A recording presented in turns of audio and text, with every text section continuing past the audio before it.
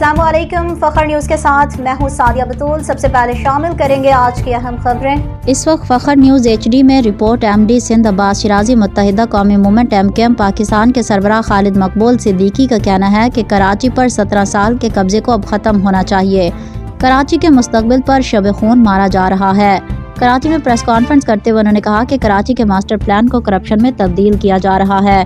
کراچی کے ترقیاتی کاموں کو MKM کے MNAs اور MPAs مانیٹر کر رہے ہیں۔ خالد مقبول صدیقی نے کہا کہ پاکستان میں جاگیردارانہ جمہوریت آئین کا آرٹیکل 239 نئے ضلع اور صوبہ بنانے کا کہنا ہے۔ آئین کہتا ہے کہ بلدیاتی حکومتیں قائم ہونی چاہیے۔ عوام کو آئین کے مطابق ان کے حقوق دیں۔ گلیوں اور سڑکوں کی تعمیر کا حق مقامی شہریوں کو ہونا چاہیے۔ سربراہ MKM نے کہا کہ آج ایوانوں میں ایک جماعت کے سوا تمام جماعتیں ہمارے ساتھ ہیں۔ ہم تو کہہ رہے ہیں کہ آپ پیپلز پارٹی کے میئر کو طاقت دیں۔ کراچی لوٹ کا مال نہیں ہے۔ کراچی سندھ کے بجٹ کا 97% دیتا ہے۔ اگر عدالتیں بھی انصاف فراہم نہیں کریں گی تو سڑکوں پر جانے کا جمہوری حق استعمال کریں گے۔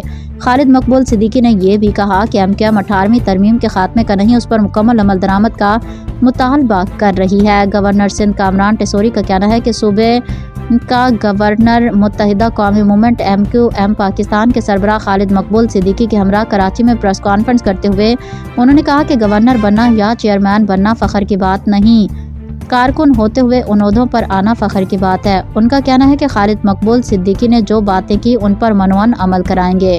عوام درخواست کر رہے ہیں کہ سڑکیں ٹوٹ چکی ہیں، کوئی پرسان حال نہیں۔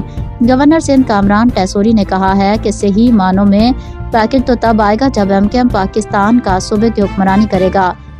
کراچی اور حیدرآباد کے لیے MKM نے لڑ کر پیکج دیا۔ مزید اپڈیٹ کے لیے دیکھتے رہیے فخر نیوز HD۔ مزید خبروں اور اپڈیٹس کے لیے دیکھتے رہیے فخر نیوز HD۔